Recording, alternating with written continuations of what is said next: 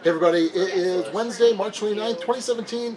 Welcome back to another Dukes of Dice Daily. This is Sean. And Max. How's it going? Going great. So this is a little bit different. Every Wednesday night we have our Dukes of Dice game night. So I figure we'll keep doing these daily vlogs. Here at Empire Board Game Library, we're in the middle of their game library right now. There's a bunch of people out there playing. Probably annoyed that they can't get to all the games that we're seeing. We're only in front of half of them. They can play with those over there. Yeah. So Max, what have we been playing so far tonight? So far tonight, I've gotten into play of Libertalia. Excellent pirate game. I understand you guys had some fun playing some level 99 games earlier before I showed up. Yeah, Brad Talton was here. Actually, would have been a good idea to have Brad on this, now that I think about this. No, that's all right. But Brad Talton from Level 99 came in to show off to the staff and also some of our Dukes of Dice gamers, Anansi and Tomb Trader, which you can watch videos of on the channel. So, yeah. Cool. Yeah. I also got to play some Jump Drive from Rio Grande Games, which I'm going to be reviewing in a couple weeks. I showed it off yesterday as one of the new acquisitions, and hopefully some Nippon tonight. I'm hoping so. For next week's podcast, that's on our Duke's Double Take. So yeah, that was so far so good. But hey, we have our Dukes of Dice board game March Madness with spillover into April Armageddon to talk about. That's quite a mouthful. It is, and it's a little bit different since we're doing this here at Empire. I don't have my normal graphic stuff, so we have some other stuff that we'll show you here in a second. But let's do the results. That's right. So first matchup with number 1 seed Charterstone, Stonemaier Games versus the number 16 seed Legend of the Five Rings. It was a blowout. Absolutely no doubt in anyone's mind who was going to win this one. Well, you're disappointed. I mean, a little. I mean, I didn't. This probably my two most anticipated games, like I said last night. But one of them had to go, and the communal consensus is that Charterstone is super exciting. It was like 48-5. Right. Is I think the final tally. By the way, we had like 65 people or so vote. Some of them voted for both. Most voted for both. Some voted for only one match or the other.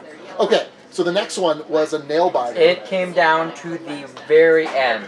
The number 6 seed Yokohama from Casey Minstrel Games versus the number 11 seed Tiny Epic Quest by Gameling Games. The final vote was 29-28. There was a really strong late push for Tiny Epic Quest. Yes, yeah, absolutely.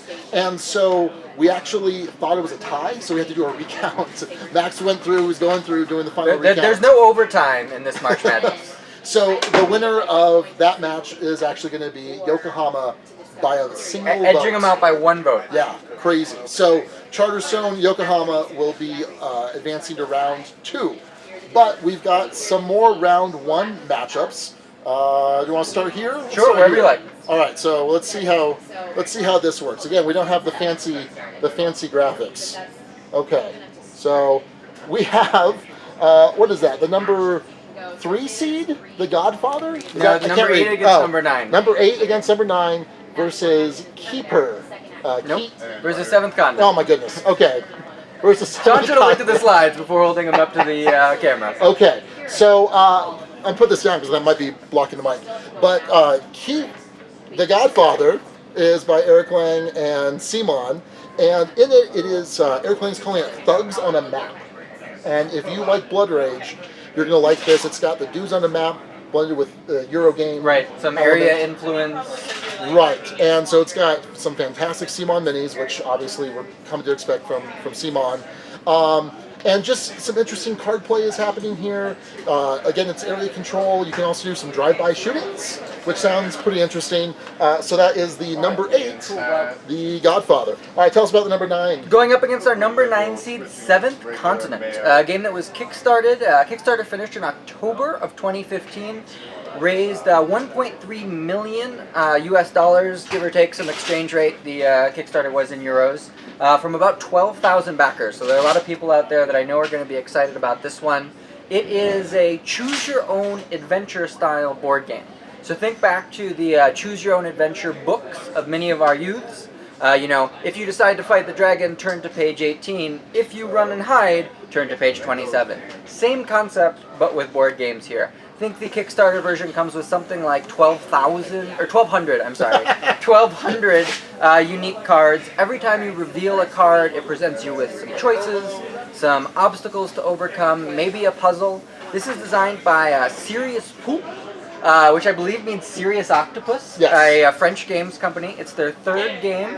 I like the art, I like the design. I'm really looking forward to this one. Okay, so in the comments below, if you want to vote on this matchup, you can put either the Godfather or Seventh Continent. Seventh Continent. 7C. I'm thinking of an RPG. Seventh Continent or the Godfather.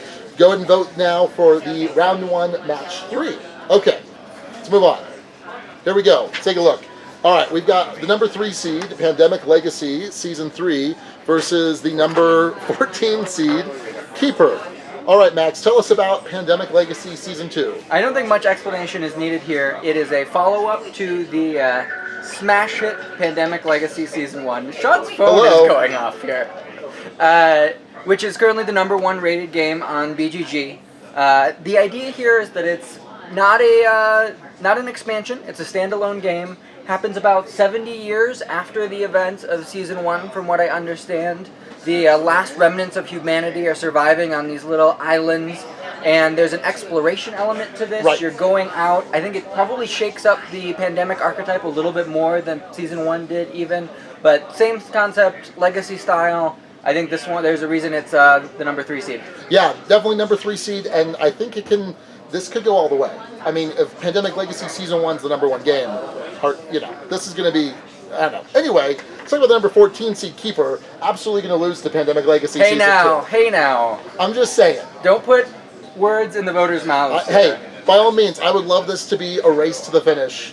I don't think that's going to happen. Prove me wrong, Internet. Prove me wrong. So this is in the Key line by Richard Brees. So I believe it's the 8th. The 8th, line. I think? Yeah, so Keyflower, there's the Key to the City, or London Key to the City, there's a ton of these different key games.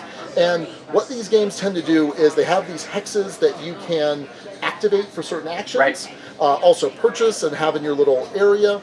What makes this game different is that when you place meeples out on the board, you can then, again, someone else can place that same color meeple, right, and you get a benefit, and they get a benefit. Okay. So there's a little shared benefit here. Don't get me wrong, when I say it's going to lose terribly to Pandemic Legacy Season 2, very excited for this. I like the Key series a lot. I like Richard Brees' designs, and so I am very excited for this. I think it definitely deserves a spot here, but, I mean, going up against Pandemic Legacy. It's a hard first round matchup for it to have drawn. Absolutely. So, if you want to vote on this, go down in the comments again. Pandemic Legacy Season 2 or Keyper, your choice. So 2 matchups.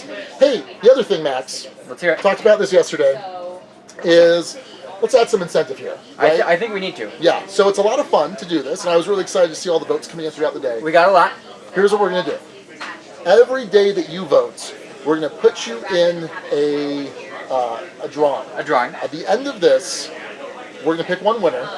That winner is going to get the winner of this tournament. The first place game. The most anticipated game of 2017, according to the viewers, they get. Yes. So whatever that happens to be. Now, just to kind of throw this out there, if it happens to be a Kickstarter, it's probably going to be the retail edition. If it's a deluxe edition, like Yokohama, which is the right, the retail version is separate from the Kickstarter version.